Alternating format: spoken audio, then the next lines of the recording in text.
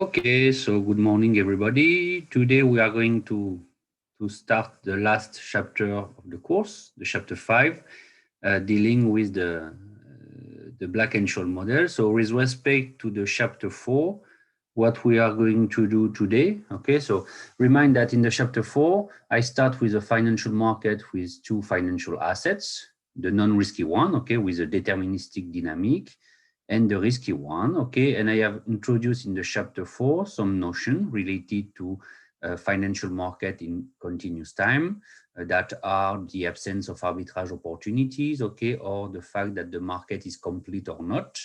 And today, specifying the dynamic of the risky asset precisely, according to the hypothesis of the Black-Scholes model, okay, we are going to study this situation, okay, in order to be more precise, okay, in what we want to do. And I remind you that what I want to be able to do is to be able to price and to hedge, okay, some contingent claims, or if possible, all contingent claim in this situation. Okay, so let's start. So I split my screen.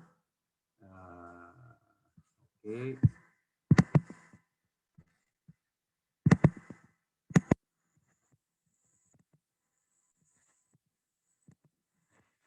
Okay, so it's the last chapter of the course.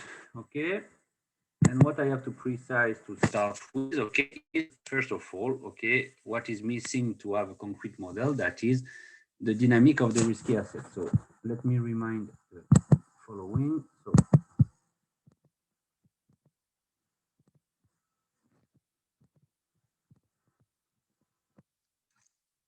I remind you that in the chapter 4,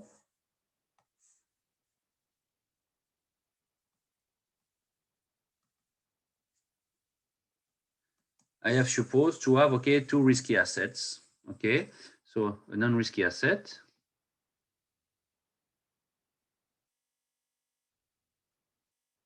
with a dynamic that is given by this one, okay? So it's something that is related to a constant interest rate small r, okay? And here I have the convention of the composition of the rate that is a continuous composition. That is what happened if I pass to the limit, okay, in the number of composition, okay, a year. I have this one, and if I want to write it in a differential way, okay, this dynamic, I have an exponential here, is just given by r s0 t dt. Okay, so it's the dynamic of the risky asset. That was an hypothesis of the chapter 4.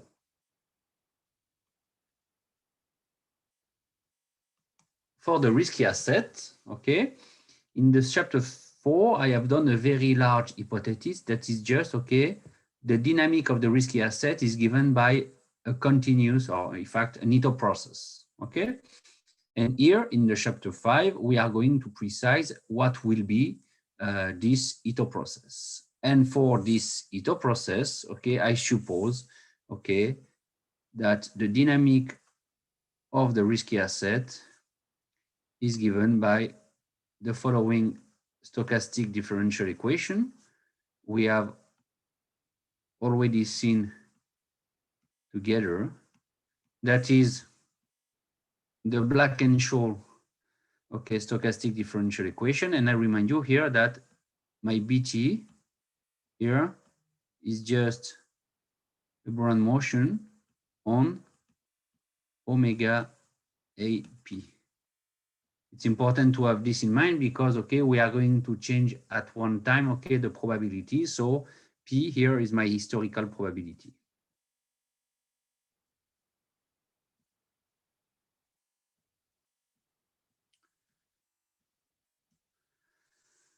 Okay, so in the chapter 2, we have proved together at the end of the chapter 2 that this kind of equation here has a unique solution in the sense of indistinguishability, and that ST is given by its initial condition here that I suppose to be strictly positive, multiplied by exponential b minus 1/2 sigma square T plus sigma BT.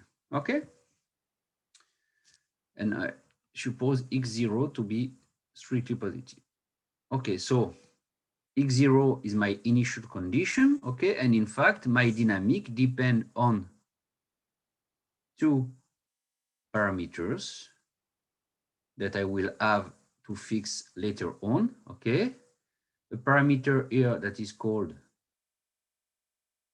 the drift, and this one that is called the volatility.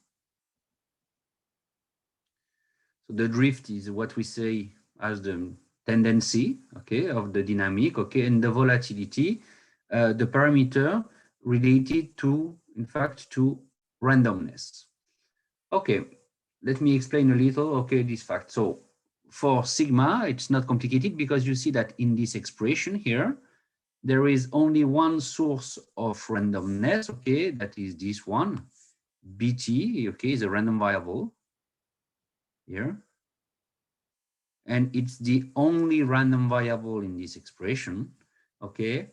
And sigma is just the weight in front of this source of randomness, okay? So it means that if you have a big sigma, you will have a big weight for the unique source of randomness. And if you have a small sigma, you will have a dynamic that will be more and more, let's say, deterministic or not very far from to be deterministic. I have this one here. Okay, so we have already done together. It's a classical little exercise concerning the moment generating function of a Gaussian. I am able to compute the expectation. So for the expectation, it will be the expectation under the historical probability P of this one. And we have already done together in chapter 2 the computation that, okay, this expectation is equal to x0 exponential BT. And what is the meaning of this one? It means that in average, when I take the expectation in this equation here, the behavior of the risky asset is on average, okay, the same as a non-risky asset. So I have something that is not very far from this one, okay, but with a rate that is not R as here, but B, okay? So it means that if I want to do a little picture here, if I plot the things here, so I have my x0 that is here, okay? I have x0 that is strictly positive, and I multiply by an exponential, so I will obtain something that will be strictly positive. And in the case, for example, where B is strictly positive here, the expectation under P of ST has this form, okay? It's an exponential like this, okay? So you have here exponential under P of ST. And if I want to plot ST directly, what I will have, okay, I will have, okay, this tendency or this behavior in expectation in average, okay, and my process will have this kind of form, okay, something like this. Okay, so here I have, okay, something that looks like one trajectory of ST, okay? And if I have a very small sigma, okay, what I will obtain, okay, won't be very far from the black curve here, but if I have a big sigma, I may have, okay, something that looks like very different from the black curve because, okay, I have a source of randomness with a big weight here. Okay, so I have this one. So a natural question may be why this hypothesis for the dynamic of the risky asset? Is it supported by empirical observation? My answer will be very clear. It's no. Okay, we have no empirical observation that can really support this dynamic for the risky asset. But it doesn't mean that this model is not interesting because, in fact, in the Black and Scholes model, the clever idea of Black, Scholes, and Merton wasn't, okay, to impose this dynamic for the risky asset, okay. The clever idea will be, okay, what we are going to see later on. That is, what is in this kind of situations, okay, the price of a contingent claim. And in fact, this ID is independent of the dynamic of the risky assets, okay? Nevertheless, if I impose this dynamic for the risky asset, I will be able to do in a very easy way all the related computations, okay? So that's why, okay, they impose this one. And keep in mind that what they want to do imposing such a dynamic, okay, it's first ST represent the price of the risky asset. So I want something that is positive, okay? And I know that if I take this kind of dynamic, okay, the only condition I need to impose to have something that is positive is to have a positive initial value, because the initial value is multiplied by an exponential, okay? So it means that if I want to use the Brown motion in order to build a model, this way here with the dynamic in red is a very easy way to have something, okay, that is strictly positive. Okay, so I have this one here. Last remark concerning this hypothesis.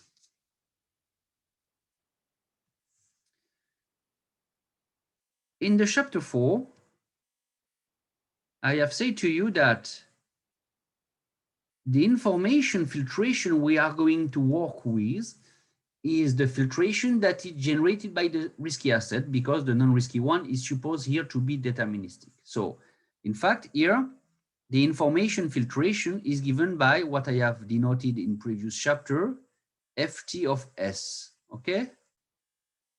That is sigma of SU for U less than T.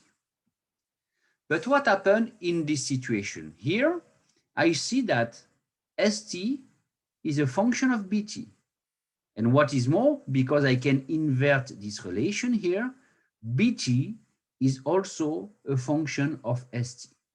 So the fact that ST is a function of BT and BT is a function of ST means that this filtration is here none other than sigma of BU for U less than T, the one that I have denoted by FTB.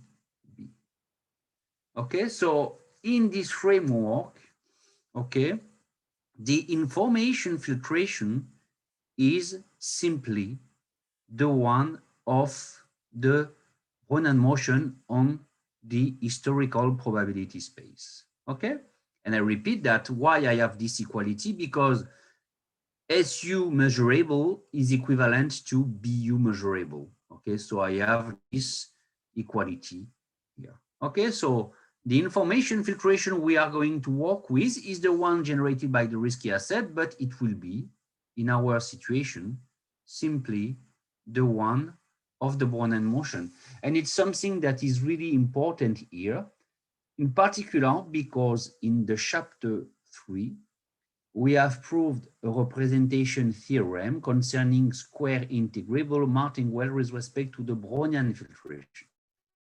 The result is true only for the Brownian filtration. And here I am in the framework where I work with the Brownian situation. So I will have the possibility to use this kind of result. Okay. Okay, so I have my model here. Okay. And what is more, okay, it's something that I have already said, but it's very easy for me to generate this trajectory using a computer. Okay, I can use utilization, and since ST is just a function of BT, if I am able to generate a discretization of the Brownian trajectory, I will be able to generate a discretization of the Black and Scholes, let's say, trajectory. Okay, and it's something that I have explained in the chapter 1. Okay, and now, okay, once we have fixed the model, having in mind that at this time, okay, this model is fixed, in fact, more to preserve the positivity of the price than because I have strong empirical support, okay, then we are going to be able to study this model that is now perfectly specified. I have my non-risky asset with this dynamic here, okay. I have supposed this stochastic process for the risky asset, that is a neater process, okay, given by this dynamic here. And the information filtration is given by the one of the Brownian motion. And in this framework, okay, I have two nice results. First of all, we are going to prove that in this model, there exists an equivalent martingale measure. So keep in mind that in the chapter 4, but it's something that we are going to remind in the next slides, okay? The existence of equivalent martingale measure is something that is related to, okay, absence of arbitrage opportunities, okay? If there exists an equivalent martingale measure, okay, we have no arbitrage opportunity among particular strategy that I will remind later, okay? So we are going to prove this in the previous framework, okay, in the Black and Scholes model. And what is more, and I have changed a little the way I present the things with respect to the lectures note, but with the same, okay, the same thing at the end, that this equivalent martingale measure is unique, okay? And you are going to see that to prove the existence, we are going to use the Girsanov theorem, and to prove the unicity, we are going to use the martingale representation theorem, the two big results that I have proved in the chapter 3, okay? And I have said to you in the chapter 3 that these two theoretical results, okay, are absolutely important, okay, in order to obtain some nice properties in the Black and Scholes model and more generally in more general models. Okay, but let's focus, excuse me, in the Black and Scholes model. Okay, so I will prove the existence, okay? And first of all, let me remind what is an equivalent martingale measure. It's this definition here, but let me remind the things, okay? So I am in the proof of the proposition 511. Okay, so I remind you that Q is an equivalent martingale measure if and only if Q is equivalent to P in the sense that they have the same negligible sets, and if ST tilde is a martingale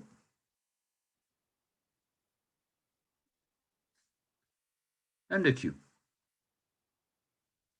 This is the definition of an equivalent martingale measure. It is equivalent to P, to my historical probability. And in the second time, okay, I want that the actualized value of the risky asset, okay, is a martingale under Q. And I remind you that ST tilde was defined in the chapter 4 as ST divided by S0T. It's the actualized value of the risky asset, that is ST over exponential RT, that I can also write this way. Okay.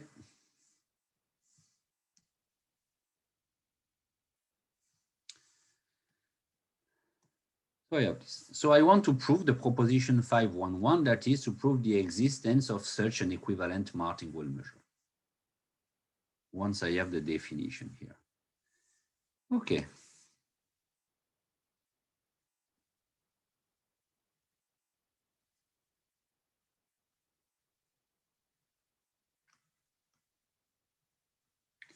So in the definition of an equivalent martingale measure, okay, ST tilde is involved. In the Black and Scholes model, I know the dynamic of ST. D of ST is given by, okay, B ST dt plus sigma ST dBT. But when I see this definition, I am interested not in ST, but in ST tilde. Okay, I am interested in ST, not in ST tilde. I remind you here that in this way, ST is equal to x0 exponential b minus sigma square over 2t plus sigma bt. And keep in mind that I know that this process is not, okay, a martingale under P, and in fact that ST tilde is not a martingale under P. It is a martingale under P if I impose, okay, B to be equal to R. It's something that I have done, okay, in the chapter 2. So here, okay, I have this dynamic for ST. So in the definition of an equivalent martingale measure, ST tilde is involved. So we are going to see what is the implication of this hypothesis for ST tilde. So I compute D of ST tilde. And how I can do this? But simply because I have this definition here.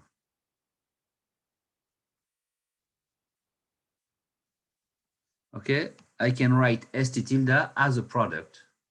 The product of two Ito processes, one of them being deterministic.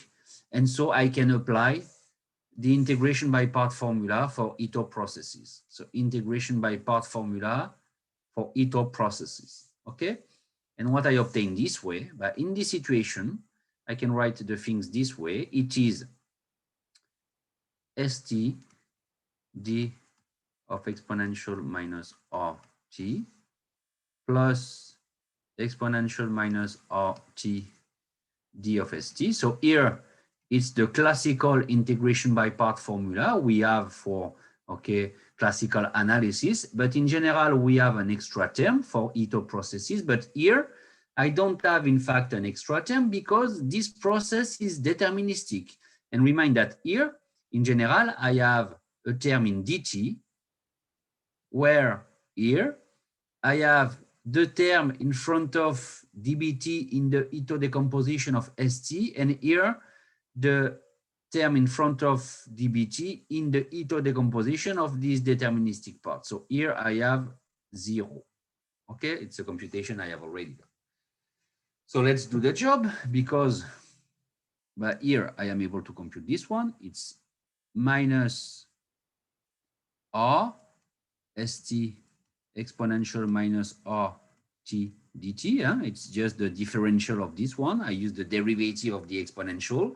That is minus R exponential minus RT, okay?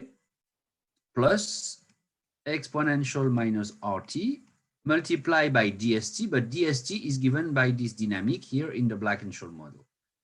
So I have B of ST dt plus sigma ST dBt. So I can simplify a little. Okay, I have what? Here, ST multiplied by exponential minus RT here is equal to ST tilde. So I have minus R ST tilde dt plus exponential minus RT times ST is also equal to ST tilde. And the same for this term here, plus sigma ST tilde d of bt. So it means that if I regroup the terms in dt and terms in dbt, I obtain what? I obtain, for the term in dt, b minus r st tilde dt plus sigma st tilde dbt. Okay? And I know, of course, that this dynamic is not the dynamic of a martingale under P, because I have a term in dt here. The only possibility to make this one a martingale under P is to take B equal to R in order to make disappear the part in dt. But a priori, it's not the case. I don't have B equal to R, okay? My objective now is since it's not possible to be a martingale under P in general, okay, to change my probability in order to make this dynamic, okay, the dynamic of a martingale under Q, okay? Okay, so let's do this job, and you are going to see that it will be a simple and very basic application of the Girsanov theorem. So I just write what I have obtained here. D of ST tilde is equal to B minus R ST dt plus sigma ST dBt. Okay. This is not a martingale under P. I repeat, okay, I want to change my probability in order to make it, okay, a martingale under another probability. What can I do? I can simply do the following, okay? I can write this equation this way. I can put, of course, sigma ST into factor. And if I do this job, I obtain what? I obtain dBt here, because this term is this one. And I have the following, plus B minus R over sigma dt. Okay? I have this one here. But what can I say? Let's define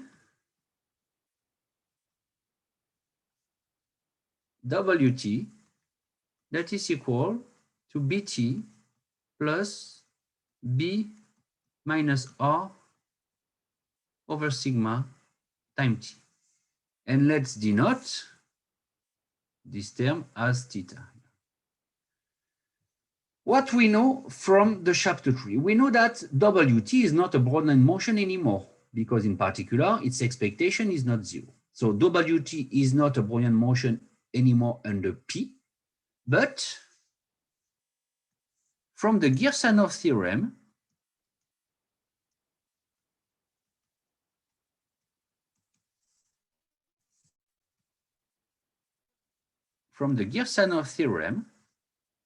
there exists P star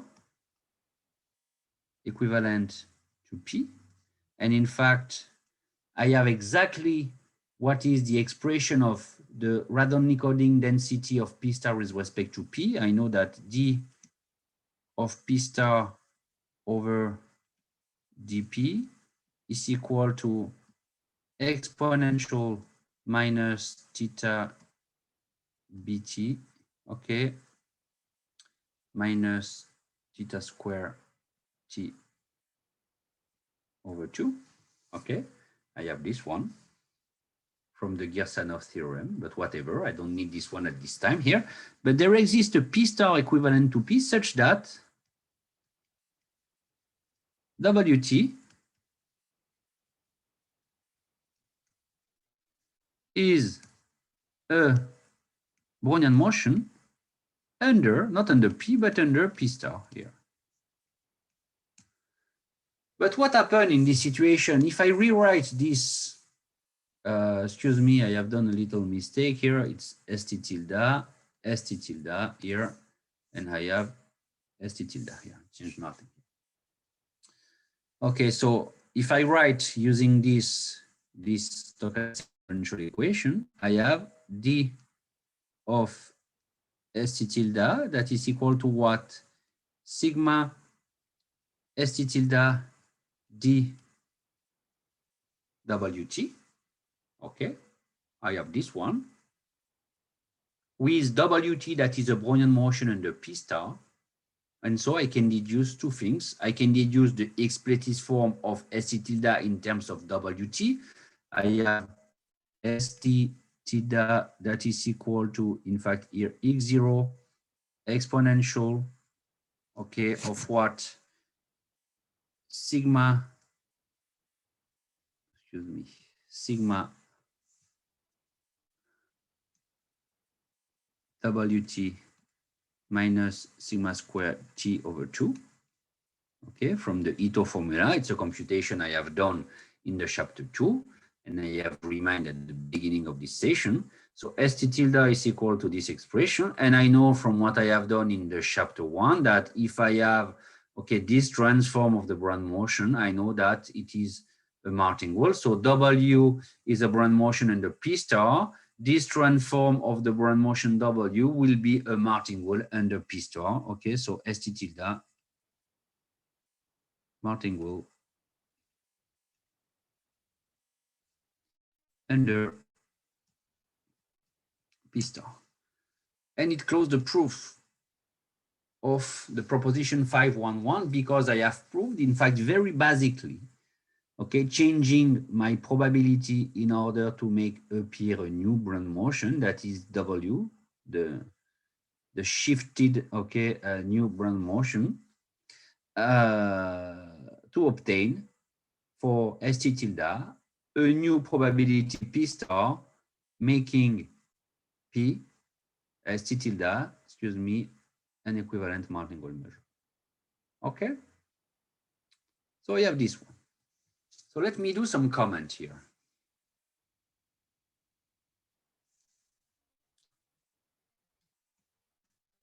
So I have done the job, I have proved the existence. So remark.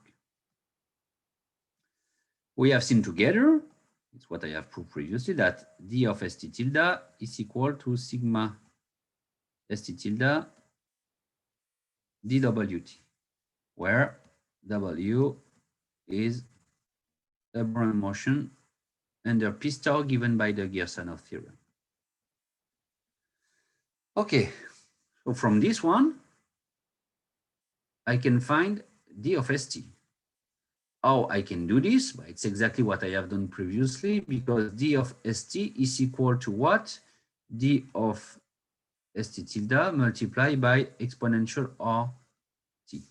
Okay, so once again, I can use the integration by part formula to obtain ST tilde R exponential RT dt plus exponential RT D of ST tilde, that is given by this expression here, plus 0, because here, when I use the integration by part formula here, I use it with this term that is a deterministic one. So no term in dBt, okay, in the Ito decomposition of this one. That's why I have a 0 here, okay? And at the end, D of ST is equal to what? I can write it this way. So ST tilde multiplied by the exponential is equal simply to ST. So I have R ST dt plus sigma ST dWt. Okay? And what is this equation? This equation is very nice, in fact, because I have two expressions for D of ST. I know that D of ST from my initial hypothesis is B ST dt plus sigma ST dBt. And I also know from my previous computation here that D of ST is equal to R ST dt plus sigma ST dWt. Here you have a Brownian motion under P. Here you have a Brownian motion under P star. Okay? And in fact, these two equations are of the same type. One depending on B, and in this equation, in fact, the B is replaced by R. Okay, so we have the same structure for this equation than for this one. Okay, the same structure with just a new Brownian motion, that is a Brownian motion under P star instead of being a Brownian motion under P. But I also changed B into R. And it's nice here because a priori B was an unknown parameter as sigma is, okay, but in the dynamic of the risky asset under this new probability here, B disappear, okay? And only R, that is known, and sigma, that I will have to approximate or to find, okay, are involved in this dynamic.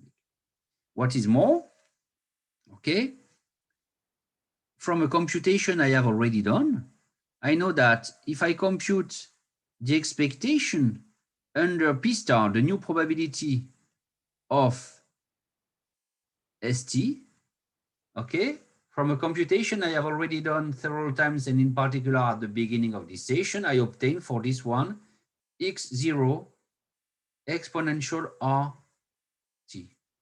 So it means that under this new probability P star, then in average, the dynamic of the risky asset is the same as the non-risky one,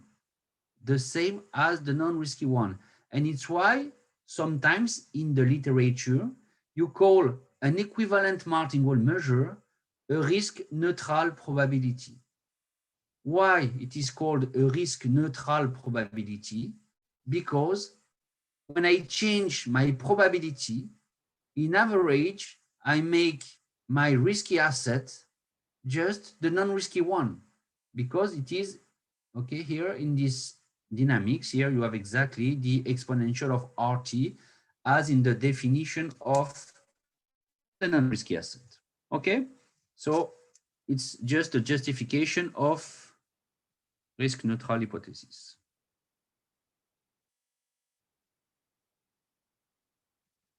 Is risk-neutral, okay, measure.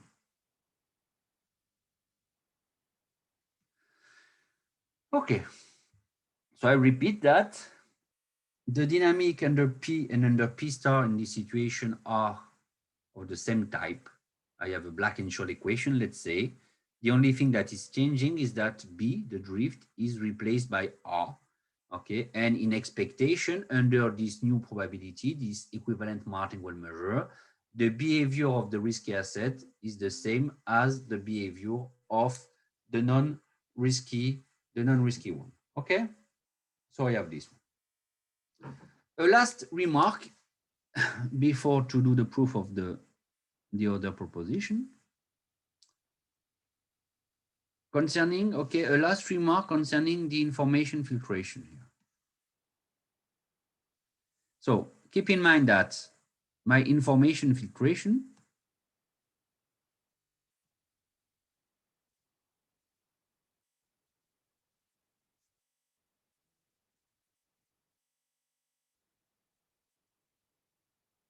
so I have explained to you that it is the filtration generated by the risky asset itself. So it's sigma of SU for U between 0 and T. Since ST is a function of BT and BT is a function of ST, I have said that this is equal to sigma of BU for U between 0 and T, something that it is denoted by FTB. But I have a new Brownian motion. I have W as a new Brownian motion. And I remind you that what is W? WT is equal simply to BT plus theta T, where theta is equal to B minus R over sigma. And so W is a function of BT, and here a very simple function. Okay, it's a affine function of BT.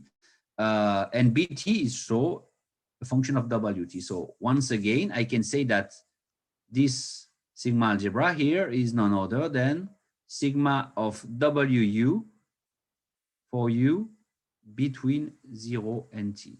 That is FTW. And in fact, this remark is important because you see that in my problem here, I have a single information filtration. The one that is by definition the information filtration generated by the risky asset, FT of S. By the dynamic of S, I can say that this filtration is the one generated by the historical Brownian motion B. And, okay, I have also the result that this information filtration is also generated by the new Brownian motion, the one that is a Brownian motion under P star, okay? So in all we are going to say after, okay, but I will have a single information filtration. So I will speak independently of FTS, FTB, or FTW because they are the same. Okay, they are the same. So I have a unique information filtration. Okay. So I have this one.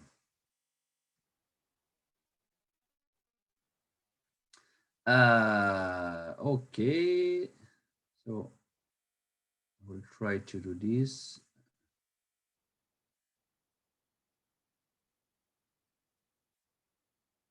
So I have this one here. Okay, so now we are going to prove the unicity of this equivalent martingale measure. Using the Girsanov theorem, we have proved the existence. Now we are going to prove the unicity. Okay. And you will see that later on that this unicity will be very important because in some sense, okay, it will impose the unicity of the prices of contingent claim in some sense. Okay, so unicity of the equivalent martingale measure. So keep in mind that from Girsanov,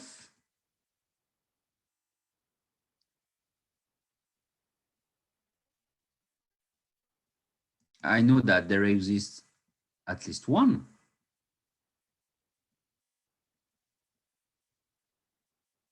given by this.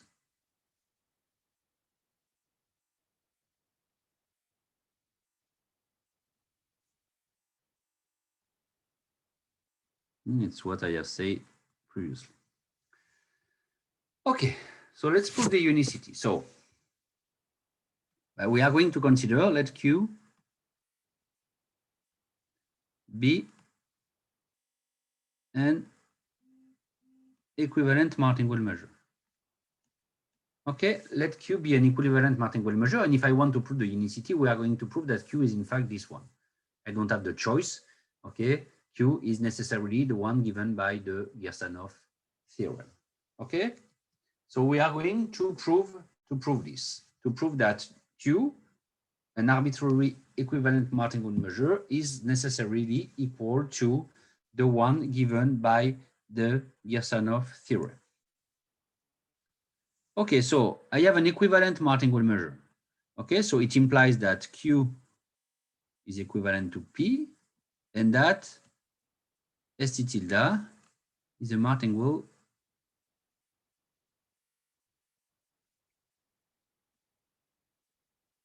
under Q.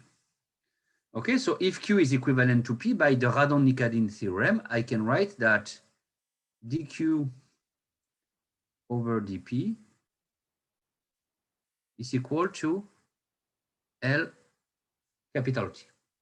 Okay, dQ over dP is equal to L capital T, and it's this one is justified by Radon-Nikodym.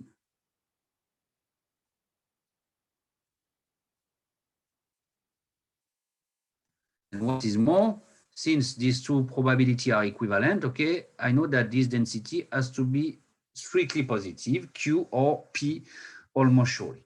Okay, so I have this one. We define the following. We define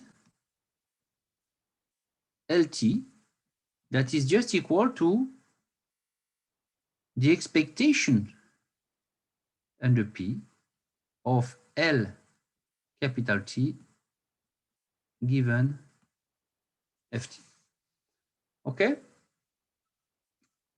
I consider, okay, LT to be this one. The conditional expectation given Ft, so the conditional expectation under P of L capital T, that is the Radon-Nikodym derivative of Q with respect to P given Ft. Why I introduce this one? Because if you come back to the chapter 3,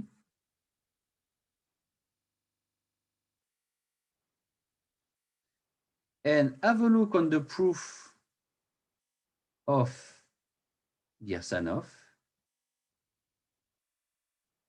you will see in the proof of the Girsanov theorem that we have in fact already proved together that,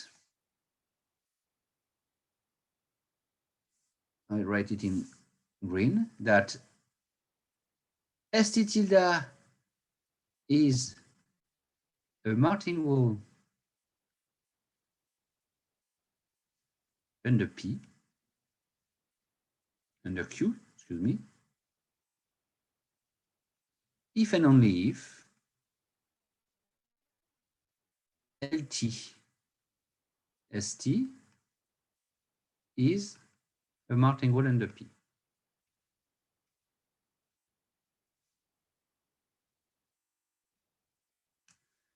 Okay, I have already done this, so I remind here, it's in chapter 3.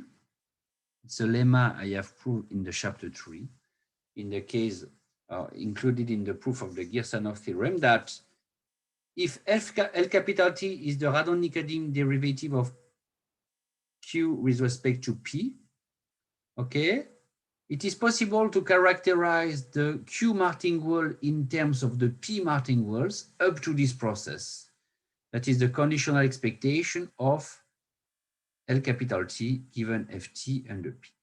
Okay, so I have this one. I have already proved, in fact, in the chapter 3. But this one is by construction, by the Tower property of conditional expectation. Here you have the martingale under P.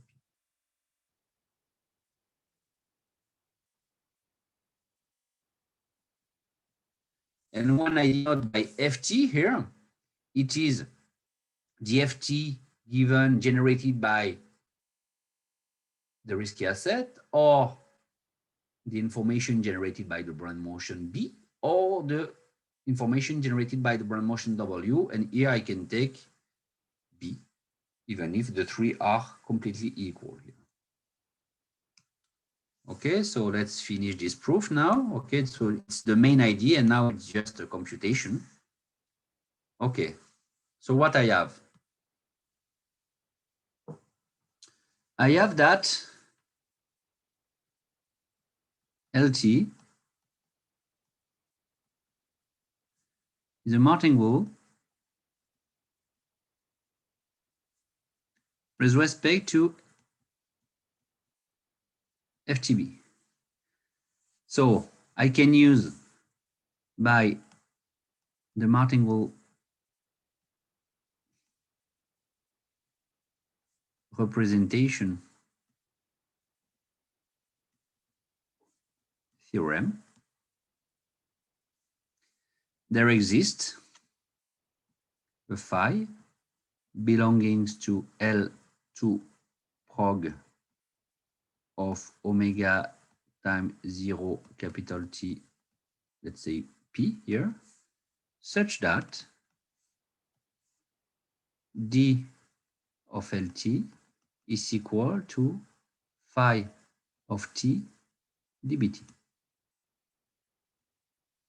Okay, I have this one.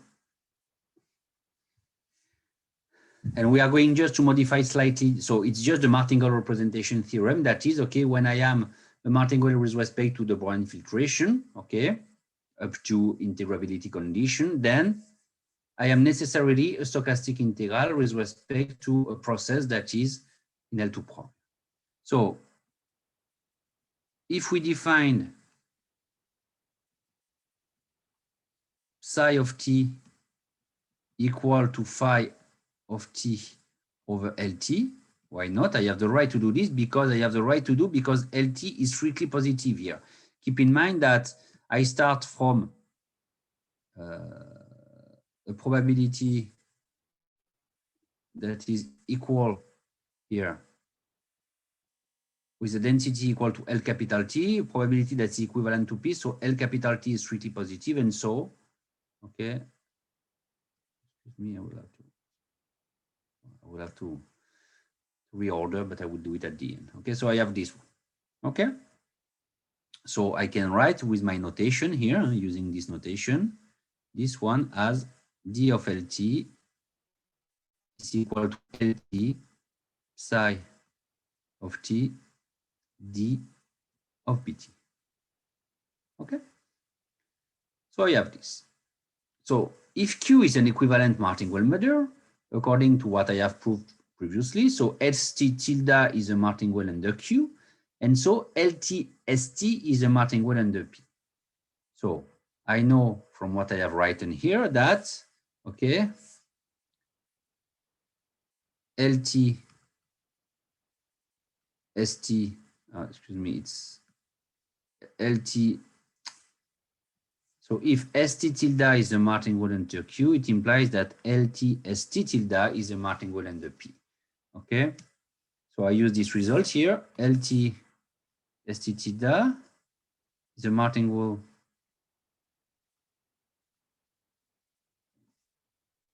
under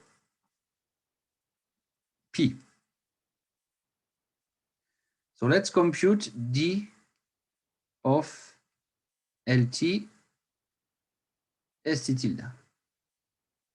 Okay, so I can do the job because I have the Ito decomposition of LT, and I know also that, okay, I know what is D of ST tilde. I have already computed it, okay? So keep in mind that D of ST tilde was equal to, it was this one, B minus R ST tilde dt plus sigma ST tilde dBT. Yeah, it's a computation I have done at the beginning here. So let's apply the integration by part formula with these two Ito processes. Okay, so let's apply the formula. So I have LT d of ST tilde plus ST tilde d of LT, and plus an extra term that is equal to what? It's the product of the terms in front of dBT in the Ito decomposition of LT and ST tilde. So I have here LT phi of T sigma ST tilde dt. And now I plug inside because I know what is D of ST tilde. I will use this one, and I know what is D of LT. So I have here LT multiplied by B minus R ST tilde dt plus sigma ST tilde dBT plus ST tilde LT psi of T dBT plus LT psi of T sigma ST tilde dt. And I can regroup the term in dt and the term in dBT. So I can write it this way. So it's LT ST tilde factor of B minus R plus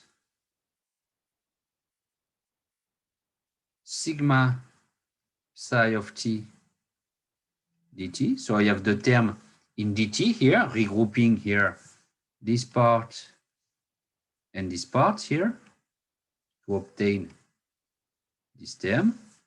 And I have the term in dBT, this one and this one here, that I will just write this way. So plus what I have in green, dBT, because I don't mind, in fact, about this term in dBT in this proof here. Okay, so what I have LT ST tilde, that is a martingale under P.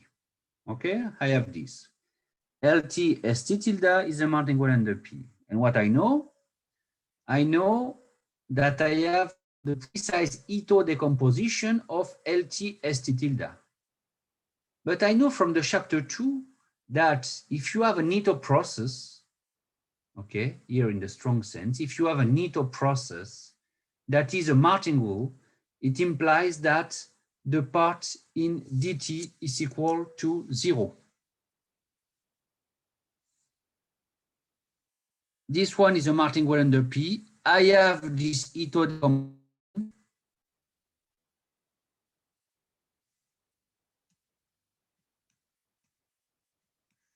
Write it this way. I will erase the beginning.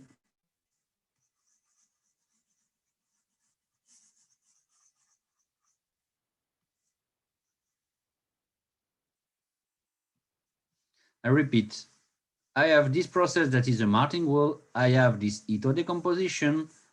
So the part in dt is 0. And so what is this part in dt? It's this one. So I have LT ST tilde B R plus sigma psi of t that is equal to 0. But I know that LT is strictly positive. I know that ST tilde is strictly positive.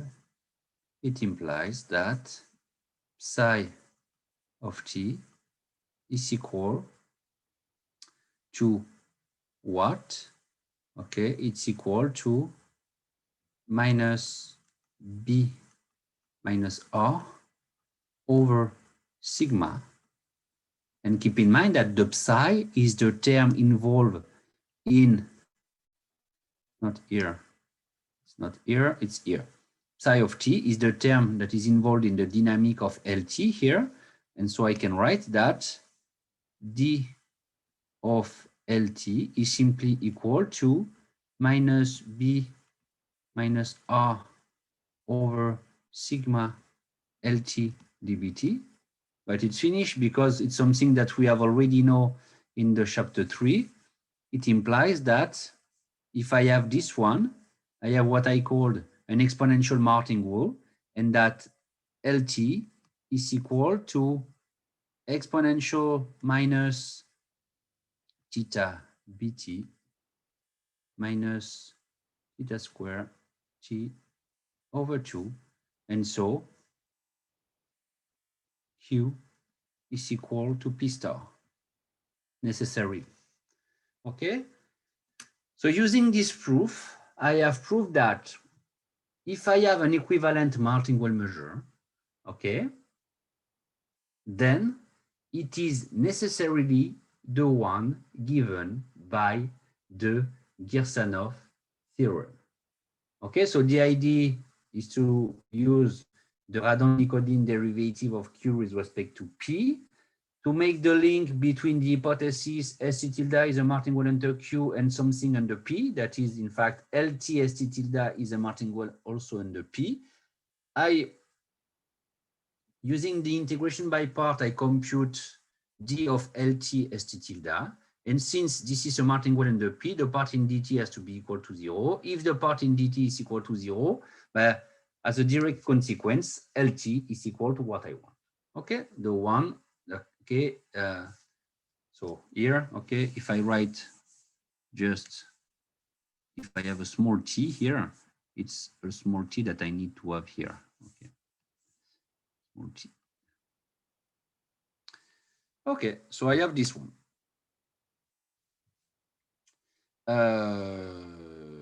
Okay. So I have proved the unicity of the equivalent martingale measure in the Girsanov theorem. And keep in mind, for the existence, I use the Girsanov theorem. For the unicity, I use the martingale theorem. Okay.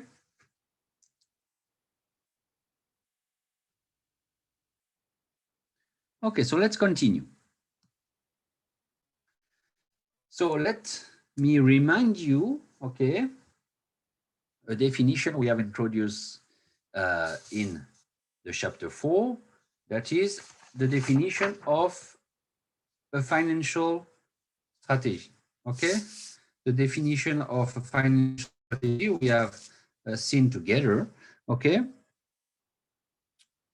so what is a financial strategy? So it's a stochastic processes that is progressively measurable. And here, what I mean by progressively measurable, since I have a single information filtration, I can use FTS, FTB, FTW, whatever.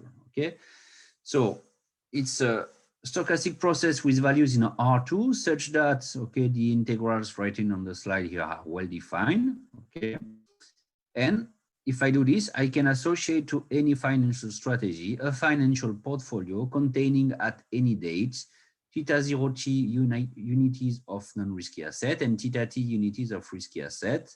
And I said that the value of this related portfolio at time t is given by, I multiply, okay, quantities of asset by their related prices. And keep in mind that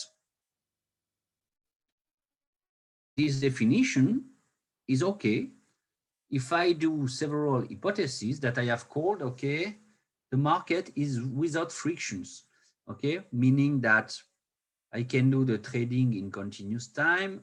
I have no transaction costs, no taxes, okay.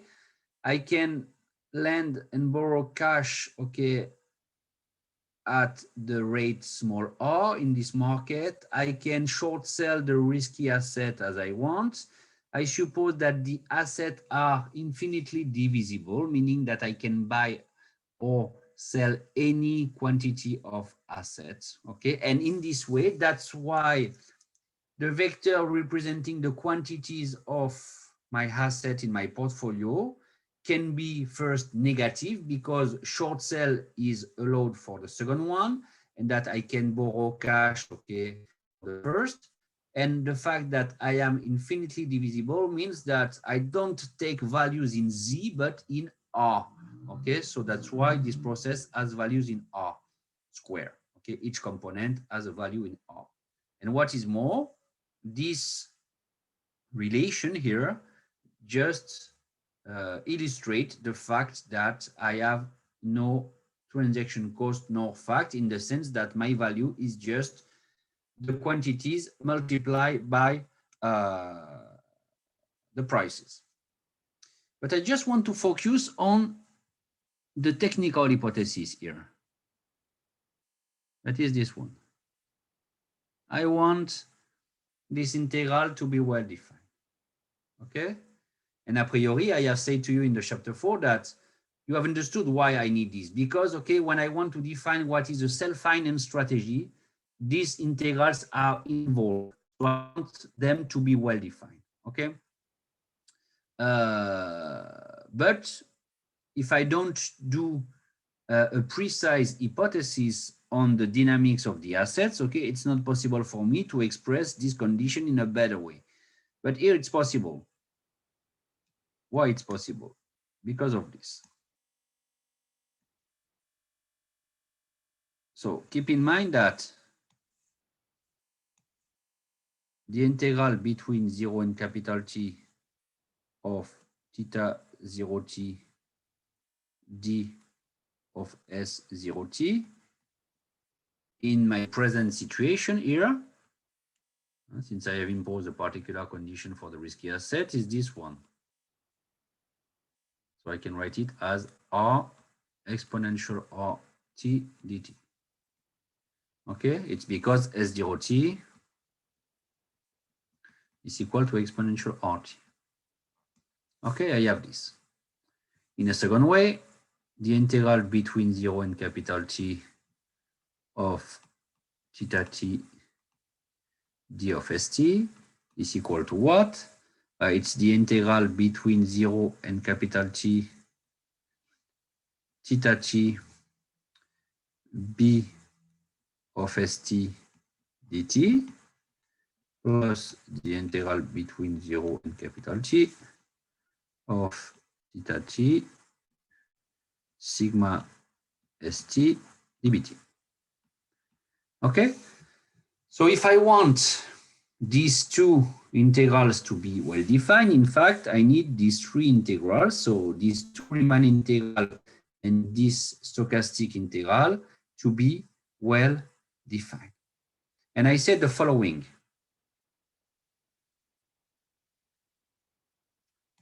I have a very general condition in order to ensure that these three integrals are well defined. I said that if theta 0 belongs to H1 lock, of omega times 0 capital T. So what is the meaning of this one? I remind you that to be in H1 log just means that the integral between 0 and capital T of theta 0 of S ds in absolute value is finite P almost surely. And keep in mind that here, in fact, I have two probabilities, the historical one, P, and the equivalent martingale measure, but they are equivalent. So I can put here P or P star, it doesn't change anything. Okay, because the definition of H1 log is independent, as we have already seen together, is independent of the choice of an equivalent martingale measure, because I have just a condition, okay, that has to be true P almost surely, something that doesn't change if I change P into an equivalent probability. So if theta 0 belongs to H1 log, it means that the integral of the absolute value of ds is finite. But since this part here are given exponential RT here, or R exponential RT on, it's not RT, is bounded. And if it is bounded, it implies that theta 0 T R exponential RT also belongs to H1 log. And so if I give to these integrals a name, it implies that one is well defined.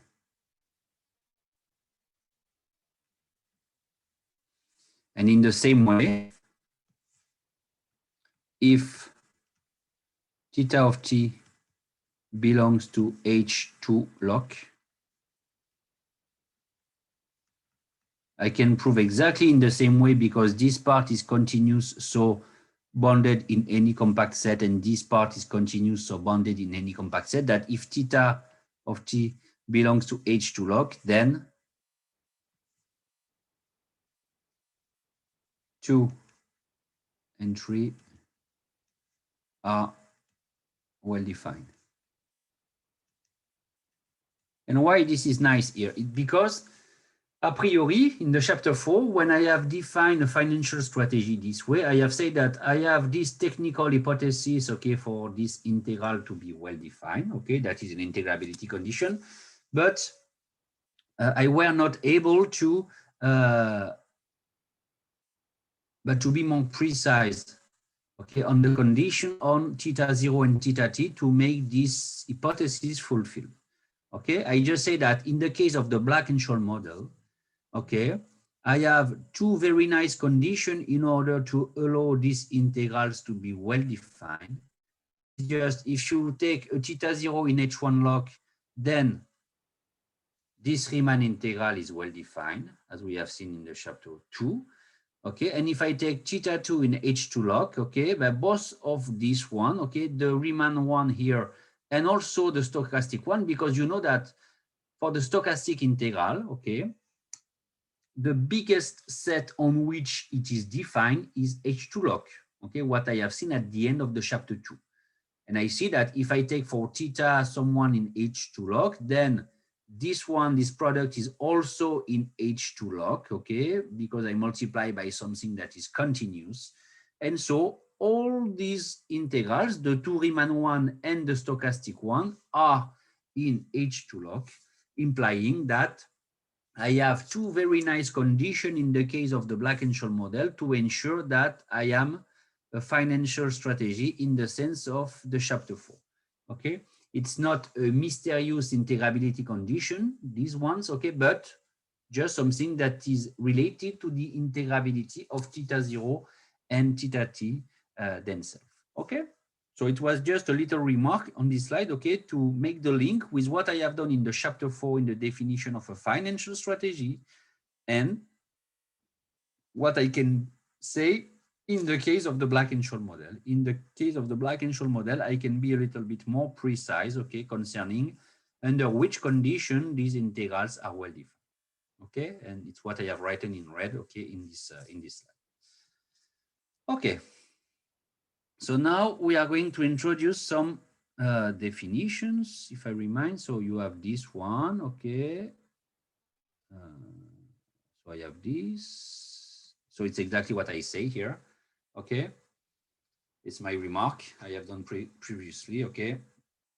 If I want this one to be well defined, I have this condition here. And keeping in mind that these two sets, okay, are independent of the choice of an equivalent martingale measure, because, okay, H1 log and H2 log, okay, are sets that are defined under P almost surely conditions, but P almost surely conditions are the same if I change P into an equivalent martingale measure. Okay, so it's exactly what I have said here. Okay, so let's start with some definitions now, okay?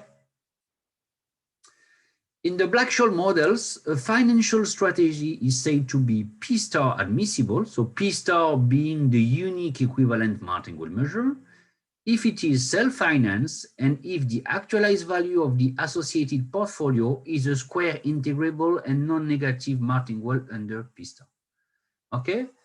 So instead of working with all financial strategies, we are going to work first with strategies that are self-financed. And I remind you that I have a characterization of self-financed financial strategy.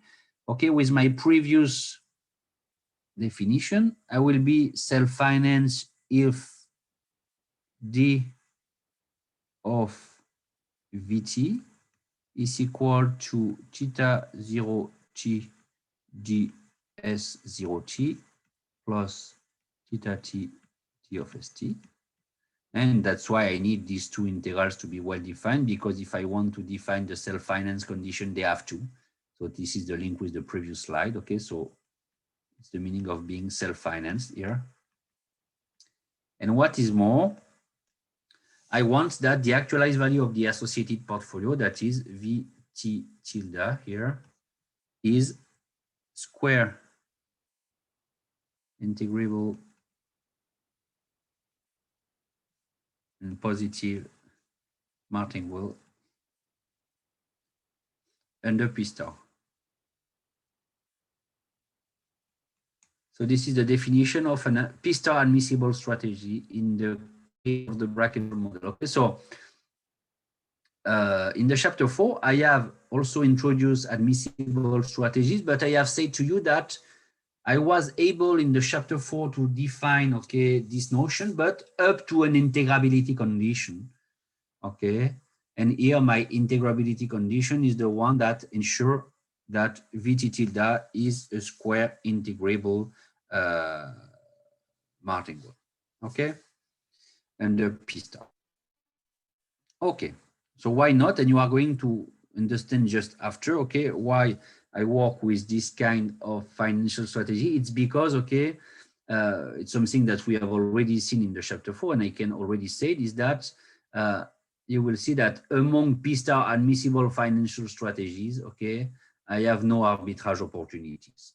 I have no arbitrage opportunities in this set of financial strategies. Okay, we are going to see this in few minutes. Okay, so from now on, okay, we are going to work, if it's possible, with financial strategy that are P star admissible. Okay, but keep in mind that, okay, it's a technical condition. A real financial hypothesis is, okay, to be self-financed. Okay, self-finance, I remind you that I have written the equation of the characterization of self-finance strategy, but I have said to you in the chapter 4 that a strategy will be self-finance if once I have invested a certain amount of money at time t equal to 0, I can do my strategy, nor investing, okay, without investing nor consuming anything at any time, okay?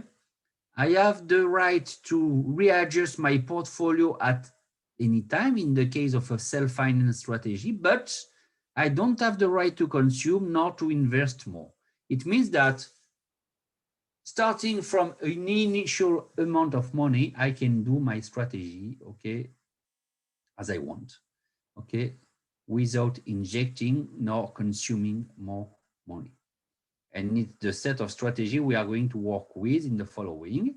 The second part of the definition of being P star admissible is just that, okay, I want by a kind of integrability condition that is, okay, my portfolio value, okay, in the actualized way has to be a P star square integrable and non-negative Martin. But you are going to see in a few minutes that this definition is in fact not restrictive because I have a lot of such P star admissible strategy. In fact, enough to be able to do what I want later. Okay, so important to have this mind. Okay, what will be for me a good financial strategy in the framework of the Black-Scholes model? The one that is called to be P star admissible. So a financial strategy that is self-finance. So very important to have this financial thing in mind. Okay, and something that is more related to, okay, integrability condition and martingability, excuse me, conditions. Okay, so let's continue with definitions. I have this, I have this.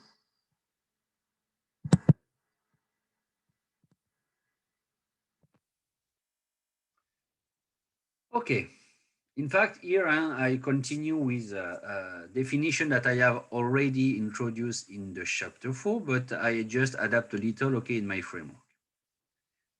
In this part, a contingent claim is a non-negative random variable. So in the chapter 4, I have said it's a non-negative random variable with some integrability condition. Here, I precise what will be my integrability condition. Here, I want this. I want that my contingent claim is in L2 of omega F capital TB P star. So I have something that is F capital TB measurable, as I have said in the chapter 4, but I precise what is my integrability condition here. It is this one, okay? It's P star here, P star, not P. Because it's not because P star and P are equivalent that, okay, if I am in L2 of P star, it's not necessarily that I am in L2 of P. Okay, they are equivalent, but the LP spaces that are related to them, okay, may be different here. Okay, so here it means that I impose the expectation under P star of H square. I want it to be finite. And I repeat that this condition is not equivalent to the fact that the same expectation under P is finite. I don't know, okay? I don't have this. Okay, so maybe let's just see an example of such a contingent claim to show you that there exists such, okay? So if I take for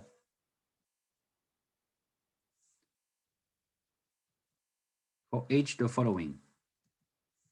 So if I take for H what? If I take for H this kind of thing.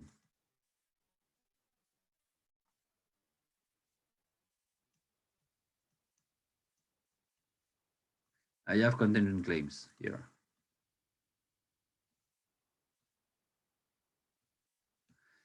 And why I have this? So because both of them are F capital TB measurable, okay? And why they are in L2? Because keep in mind that I have the dynamic of ST.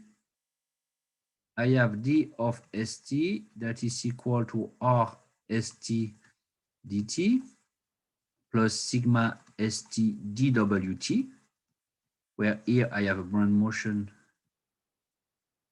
and P star, okay? I have this one here. And so ST is equal to x0 exponential R minus sigma square over 2 T plus sigma WT.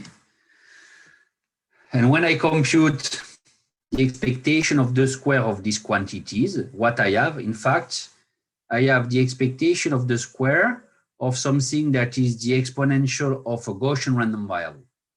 So it works. So I have in this situation, okay, from this,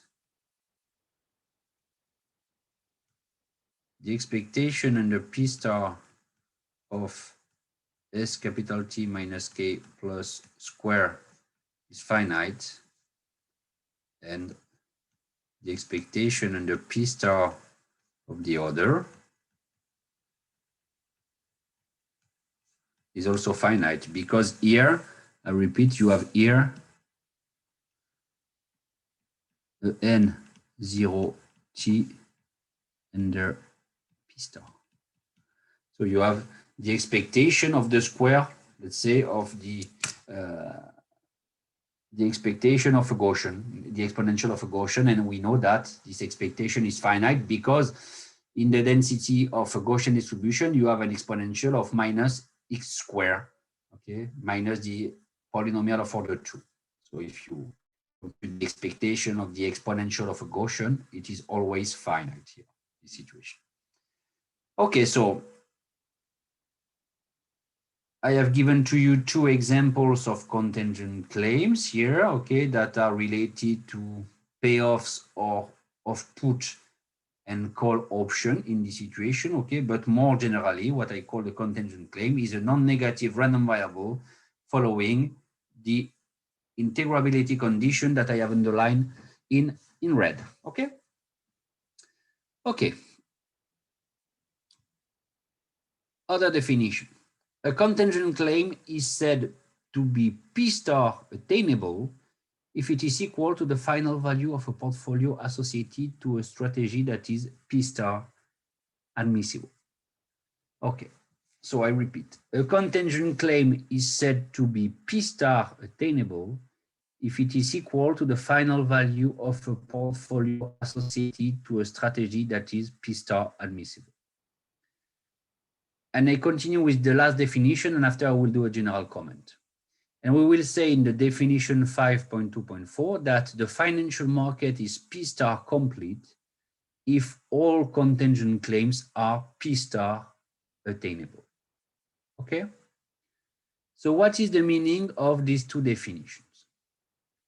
What we have in mind, okay, in this chapter and also in the chapter 4 was to be able to price and to hedge contingent claims, to price and to hedge contingent claims, okay? And first we are going to, then we want to be able to propose a good definition of the price of an asset that is a priori not quoted in a market, okay? And the idea is the following. I called a contingent claim something that is attainable if in fact I can build it using the two assets that are present in the market that are the non-risky and the risky asset. So it means that if a contingent claim is attainable, okay, or P star attainable here, then I can produce it using simply the risky and the non-risky asset, okay? And it's something that is nice because it means that, in fact, this contingent claim is not a new financial product. It's just a financial product that is related to my non-risky and risky assets, and that I am able to obtain at the end, okay, at capital T, okay, a portfolio that will exactly be equal to the value of this contingent claim. So contingent claims that are P star attainable are the one that I can build using the two assets that are present in my market. And a very good market will be a market for which all the contingent claims are P star attainable. That is, in fact, with my two assets, the non-risky and the risky, then I can reproduce all the contingent claims, okay? So this is the financial intuition behind these definitions, okay?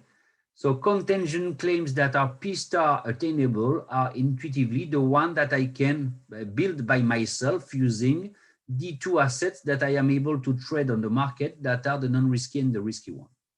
And I will call the market to be P star complete if it happens for all contingent claims, okay? And I want that my underlying portfolio are associated to P star admissible financial strategy.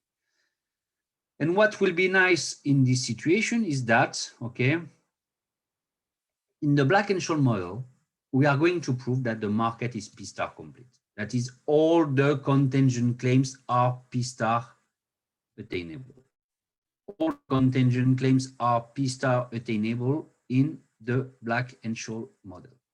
Okay, so it's what we are going to prove in a few minutes. But maybe before to do the proof of this result that I have written, if I remind on the next slide here, okay, the Black and Scholes model is P star complete, and moreover, the value at time t of any aging strategy or aging portfolio. What I mean by an aging portfolio, it's the one that replicates the contingent claim.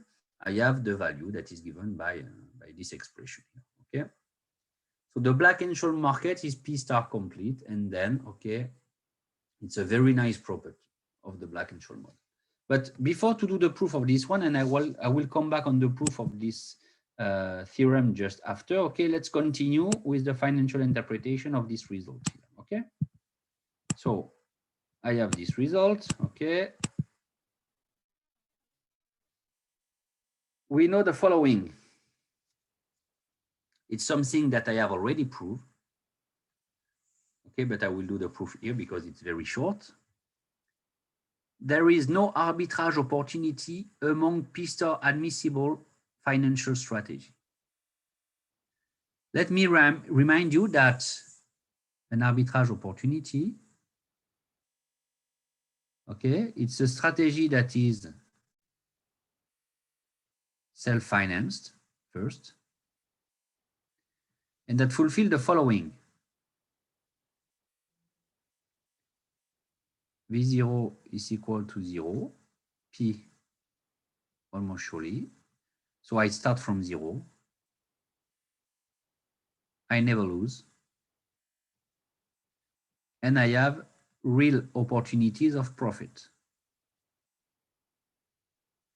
So it's what I call an arbitrage opportunity here.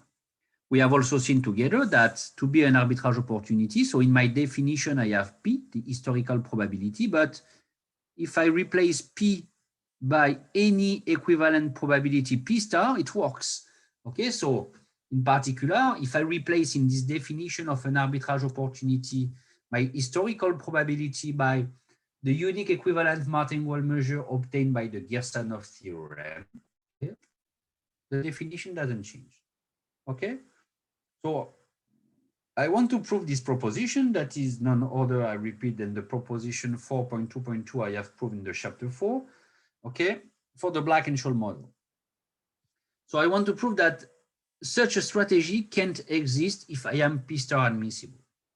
So what is the meaning of being P star admissible? So P star admissible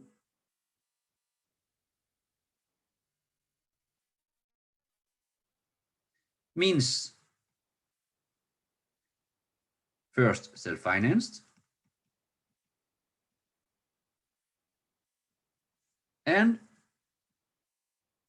what? And VT tilde square integrable martingale under Q or under P star here. Okay, so if I am P star admissible by definition, it's a definition here, I am self-financed and the actualized value of the associated portfolio is a square integrable martingale under P star. And I want to prove that such a strategy is necessarily not an arbitrage opportunity. So suppose that the two first conditions are fulfilled. What happens if V0 is equal to 0 and Vt is positive? Or I read them P star almost surely. Because P almost surely or P star almost surely is exactly the same thing because the probability are equivalent. So what happens if I have this? But I know that the expectation under P star of V capital T is equal to what? Or Vt tilde, let's write. So Vt tilde is a martingale under P star. If I have something that is a martingale under P star, it is constant in expectation. if I have Vt tilde that is a martingale, it is constant in expectation. So in particular, it is equal to V0 tilde. But I suppose that V0 tilde is equal to 0. So I am in the following situation. I have Vt, and so Vt tilde that is positive P star almost surely. I have the expectation under P star of Vt that is equal to 0. It implies necessarily that Vt, or I can put a tilde, is equal to 0, P star almost surely. And so Vt is equal to 0, P almost surely also. So I have proved with this little reasoning that I have already done in the chapter 4, I have proved that if I am a P star admissible financial strategy, then I can't be an arbitrage opportunity. And why I can't be an arbitrage opportunity? Because if I fulfill the two first points in the definition of an arbitrage opportunity, I prove by this little reasoning, I repeat that I have already done in the chapter 4, that the last one is not possible. Because if I fulfill the two first, by the martingale condition on P star admissible financial strategy, necessarily I am always equal to 0 at capital. So I have no arbitrage opportunities among P star admissible financial strategies. Okay. And finally, and I will conclude by this in this course, okay, and I will come back on the proof, okay, the previous theorem in 5 minutes, but let's finish with something that is in fact the brilliant idea of Black and Scholes, okay, in their original paper. The brilliant idea wasn't to propose for the risky asset the dynamic given by the exponential of the Brownian motion up to constant, because this is more or less arbitrary, okay, and we will see later on that this is not a good hypothesis from an empirical point of view. But the brilliant idea was to propose the following definition for the price of a contingent. Keep in mind, what I want to do is to price and hedge contingent claim, okay?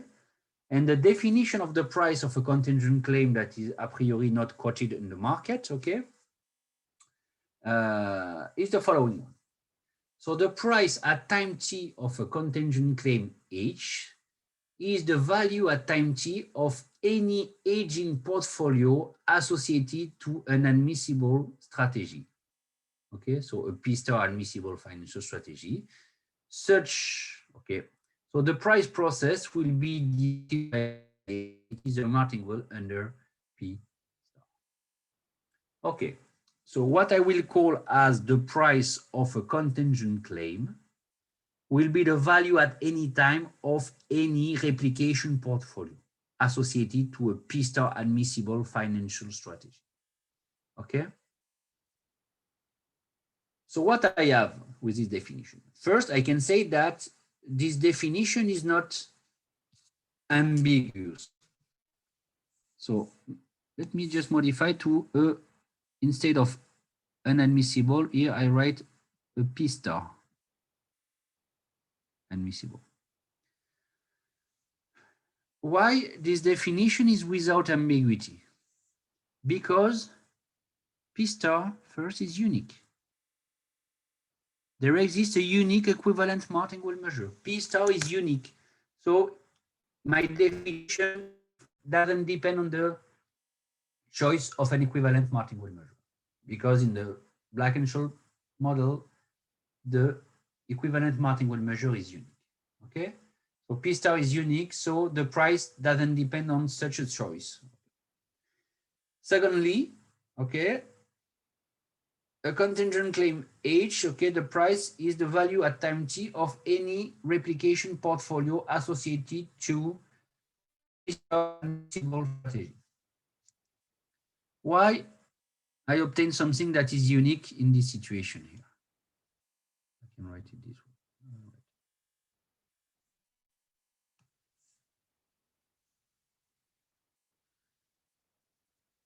So suppose that you can replicate your contingent claim with two different strategies. Okay, so suppose that you have, okay, a first strategy, strategy one,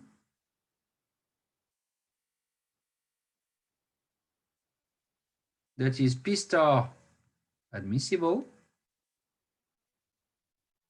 and such that I replicate my contingent claim. That is, okay, V1 capital T is equal to H. Suppose that you have a strategy 2 that is also P star admissible, and such that V capital T2 is equal to H. Yeah? And this equality being true, P star or P almost surely. Why? So their final value are equal. Their final value are equal. But what I know that I have P star admissible financial strategy. So V1 T tilde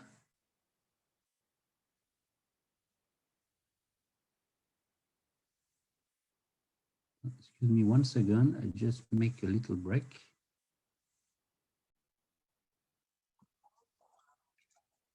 Okay, so excuse me, let's come back.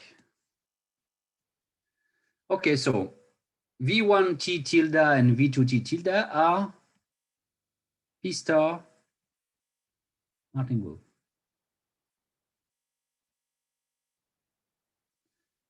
Okay, and so V1 T tilde is equal to the expectation under P star of V1 capital T tilde given Ft. V2 T tilde is equal to the expectation under P star of V2 capital T given FTB. But what I know, if both strategies replicate H, if both strategies have a final value equal to H, these two quantities are equal here. And so the value at any time of the strategy are equal. Okay, so if I work with P star admissible financial strategy having the same final value, according to the martingale properties, of course, they have the same value at any time. Okay, and so the price is unique because it doesn't depend on the choice of an hedging portfolio or of a replication portfolio. If I am able to replicate a contingent claim with a P star admissible strategy, the value of the associated portfolio is independent of the choice of such a strategy. Okay? So it means that here you have a definition that allow you to price and in fact hedge the contingent claim, okay, at the same time. In order to fix the price to a contingent claim, then you have to find the price of any replication portfolio associated to a P star admissible financial strategy. And according to what I have said here, this martingale property tell me that the price of a contingent claim is given by this one necessarily. Given by this one because it's the value at time t here of a martingale with a value at capital T that is equal to H. Okay, value that is equal to H. I just use the martingale property of this in order to obtain this one, keeping in mind that I know that by definition B capital T of H, since I have to replicate, okay, is equal to H. Okay, so I have a martingale with a final value that is this one. Okay, I know that PT, the price process by PTH, it's not a martingale under P, it's the price process. It's the actualized value of the price process. So just let me have a look on my note. Okay, it's the actualized value. That is okay. So I have this. the price process will be denoted by BTH, okay, and I just adapt here. It's PTH tilde, that is a margin under P star, okay, because the price, the actualized price is the actualized value of a P star admissible strategy, and so is a martingale under P star as imposed in the definition, okay? So in practice, okay, if I want to price an hedge in the Black-Scholes model, what I have to do, okay, but I have to find a replication portfolio, okay, and I have to be able to compute its value at any time. If I am able to do this, then I will have the price of the asset, okay? And what I will do in a second time, if I am able to know the composition of this replication portfolio, I will be able to hedge. That is to reduce completely the risk that is related to the sale, let's say, of a contingent claim. It's something that I have already explained in the chapter 4. That is, if I am able to replicate, in fact, I am able to hedge, and at a price that is the initial price. And since I work with self-finance portfolio, once I will have this price at time t equal to 0, I am able to do my replication strategy. It costs me nothing because the strategy is self-finance. And at the end, what I obtain the payoff of my contingent claim. That is, I am able to replicate perfectly. Okay? So concretely, from now on, what I want to be able to do is to be able to price contingent claims, okay, for a large family of contingent claims. I want to be able to do this explicitly, and if possible, to be also able to find explicitly the composition of the replication portfolio. Because if I do this, okay, I know I have answered to the question of how to price and how to hedge a contingent claim in such a situation, okay? Having in mind that hedging is to be able to sell a contingent claim without taking risk. Okay. And in the Black-Scholes model, since we are going to prove now that the market is P star complete, all contingent claims, okay, may be replicated by P star admissible financial strategy, and so I can do this thing for any contingent claim, for any contingent claim. Okay. So it's a very nice feature of the Black-Scholes model to be able to do the job for any contingent claim.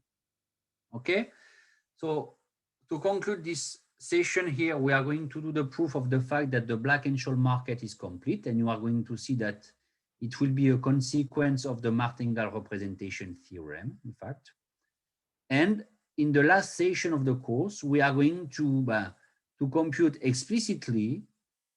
Okay, and by explicit, I mean several things. I mean that nice formula, and I will be able to do this in the case of call and put options, or formula that I am able to approximate using classical approximation tools as Monte Carlo approximations or approximation of solution of partial differential equations. Okay, so let's conclude this session with the very important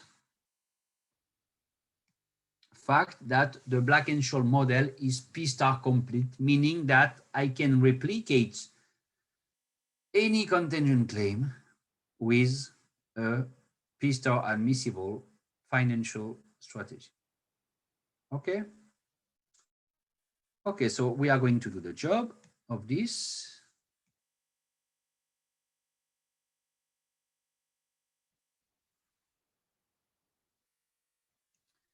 So first of all, it's in fact a remark that I have already done, but the Black-Scholes model is P star complete, so it's what we are going to prove. And we say that moreover, the value at time t of any hedging portfolio or any replicating, it's the same thing, for the contingent claim H is given by this one. So why I have this? Because, okay, if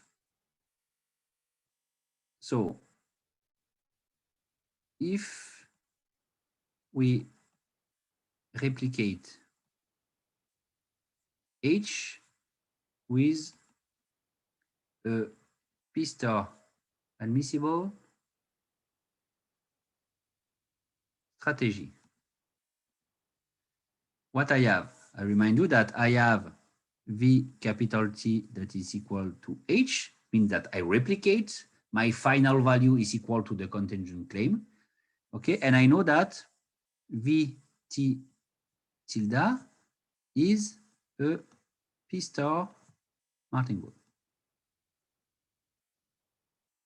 Okay, so I repeat that. What can I say? I can say that Vt tilde is equal to the expectation under P star of Vt tilde given FTB.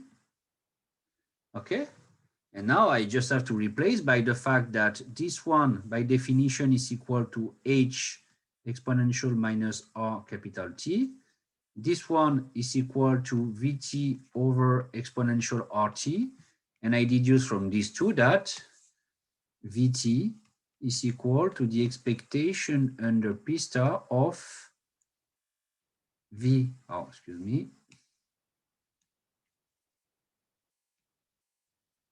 of H exponential minus R capital T minus T given FTB.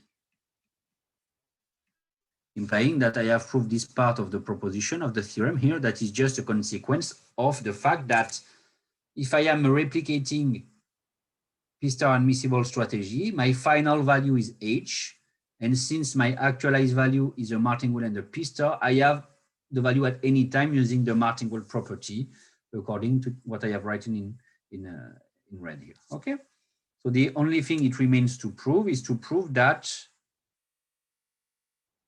the Black-Scholes model is P star complete. Okay, so it's what we are going to do here. So, and you are going to see that it is a basic application of the martingale representation theorem. Okay, so I want to prove that. So let's do the proof of theorem 5.2.1. So I consider let H be an arbitrary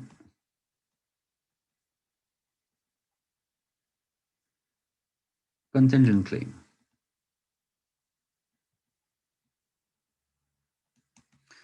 Okay, so I want to prove that there exists, okay, a P star admissible financial strategy with a final value that is equal to H. Okay, so why not? So let's define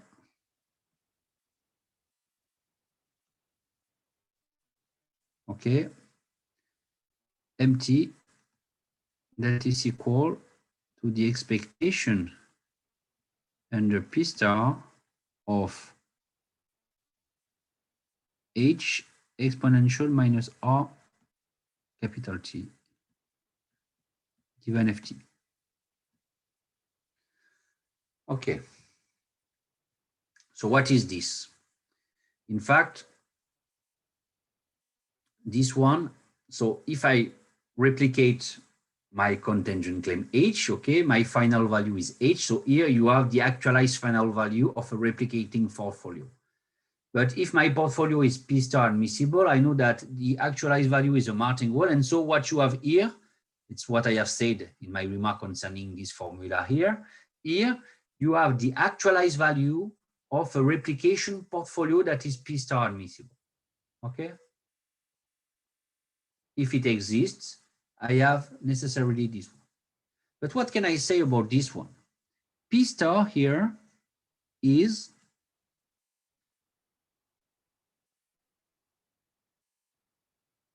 a square integrable martingale.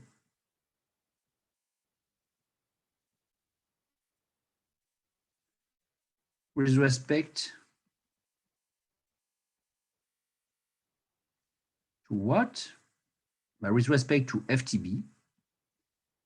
But I remind you that FTB is equal to FTW and also is equal to FT of S. Here we are going to use this one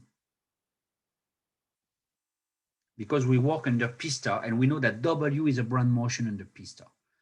So let's define this one. This is a square integrable martingale with respect to the Brownian filtration, where the Brownian motion is the Brownian motion under P star. It's the W coming from the Girsanov theorem. Okay? So what I have, by the martingale representation theorem, martingale representation theorem, tell me the following. There exists K belonging to L to prog of omega times 0 capital T of P star here, such that what? Mt is equal to M0 plus the integral between 0 and t of K of S d of WS. P star almost sure. So I have this.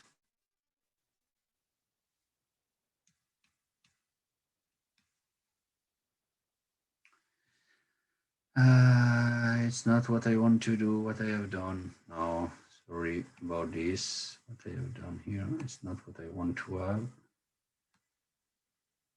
Excuse me.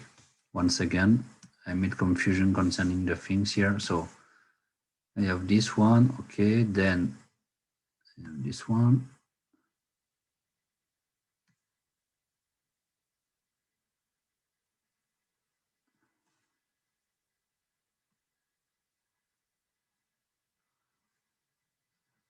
Okay. Excuse me, I just make order in my slides. So I have this one that I don't need. Okay. Yeah. And I have this one here. That's the one I want to replicate. Let's replicate this one. Okay. So I have this. So from the martingale representation theorem, okay, MT that is equal to this one. Okay, is equal to this one. So maybe let's write the following. So I will erase something. So here I have MT given, well, let's write it. I have MT that is equal to the expectation under P star of H exponential minus RT given FT. And I remind you, this represents the value, okay, or what should be the value of a P star admissible financial strategy that replicate H. And from the martingale representation theorem, I have MT that is equal to M0 plus the integral between 0 and T of K of S d WS P star almost sure. And the idea from this, okay, is to find a P star admissible financial strategy that replicate exactly what I want. Okay. I say the following. I know that D of SS tilde is equal to sigma SS tilde dWS. It's what I know from what I have done at the beginning, okay, because W is the Brownian motion coming from the Girsanov theorem, okay. P star is the equivalent martingale measure, and I have this equation for ST tilde, okay, where W is the Brownian motion under P star.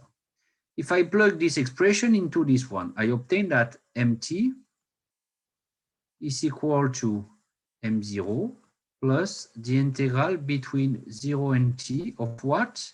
I can write it this way, K of S over sigma SS tilde. I have the right to do this because I know that SS tilde is an exponential, okay, multiplied by a strictly positive constant. So I can divide because I have something that's never equal to 0, d of SS tilde here. And in fact, if you have understood what I have done, it's finished. Why it's finished? Because here, if I denote by theta 0t equal to this quantity here, that is k of s over sigma ss tilde. What I have here, I have d of mt that is equal to theta 0t d of st tilde. Okay, I have this one. Okay, but let's define the following financial strategy. So I have theta 0 that, excuse me, it's not theta 0, it's theta here. The quantity of risky asset I want in my portfolio. Okay, so let's do this. Here I defined theta of t to be equal to this one. And in this situation, I have this. D of mt that is equal to theta t d of st tilde according to what I have written here. Okay, but I can write the following. Okay, I defined theta 0 t to be the following. mt minus theta t st tilde. And if I do this, what happens? I said the following, that theta 0t, theta t is a financial strategy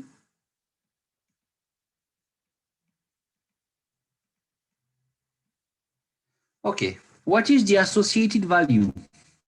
We have Vt tilde here, that is equal to what?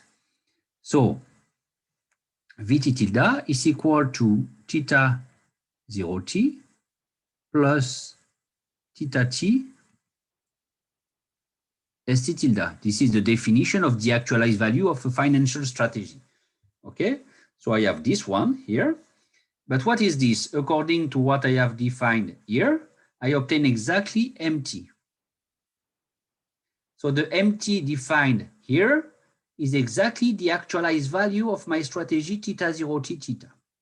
Okay, so I have a financial strategy with a value that is equal to this one. In particular, from this one, I have that V capital T, okay? V capital T is equal to what? Is equal to exponential R capital T, M capital T. So V capital T is equal to H. So I have something that replicates.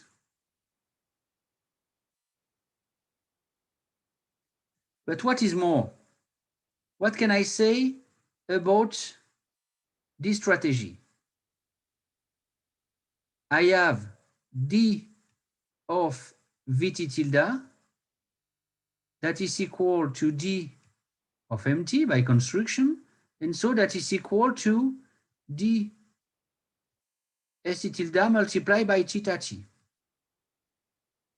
where theta t is the quantity of risky asset in my financial strategy. But we have already seen by, so it was a proposition that I have to find. Okay,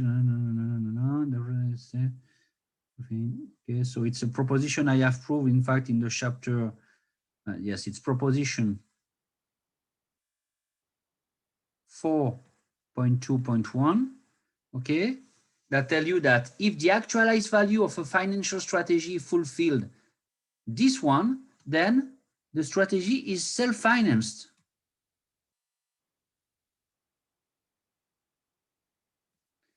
So to summarize, I have built here a financial strategy that is a replication strategy of my contingent claim H.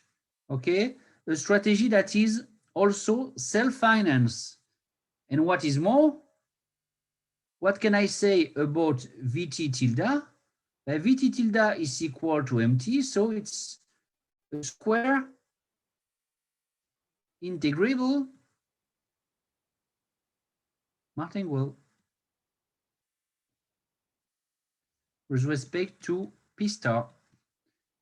So I have a strategy here that replicates, that is self-finance and square integrable with respect to P star. So I can conclude saying that theta 0t, theta t is a P star admissible strategy replicating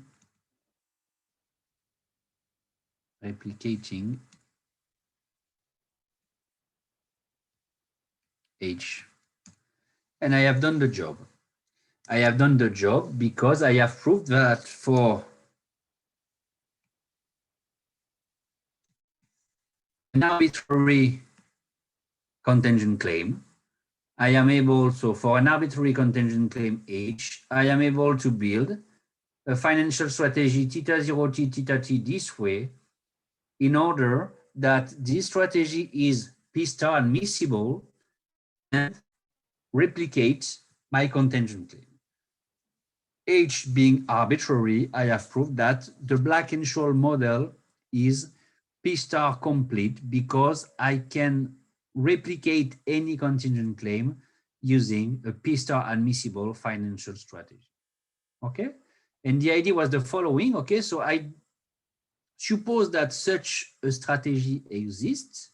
I know that the value is imposed, but the actualized value associated with this value is the martingale. So I use the martingale representation theorem that will give me the quantity of risky asset, in fact, and then as a byproduct, if I want to have a self-finance strategy, I know that the quantity of risky asset is enough in order to characterize a self-finance financial strategy.